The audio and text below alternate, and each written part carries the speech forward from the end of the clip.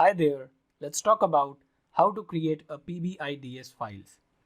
PBIDS files are the Power BI desktop files which have a specific structure and they have a .PBIDS extension to identify that it's a Power BI data source file.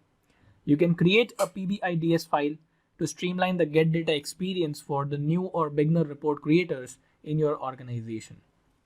Let's look at how to create a PBIDS file.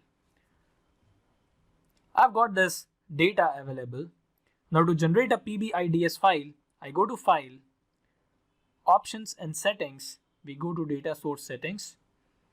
And this is my current data source. To export a PBIDS file for this, I go to Export PBIDS and I can simply save this. And that's how a PBIDS file has been exported. To quickly give you a glimpse of how that PBIDS file looks like, this is how the file looks like, where it has got the path corresponding to the data source.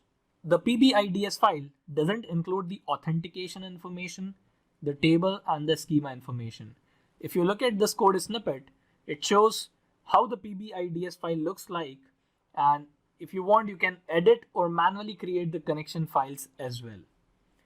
That's about creating and using a PBIDS file.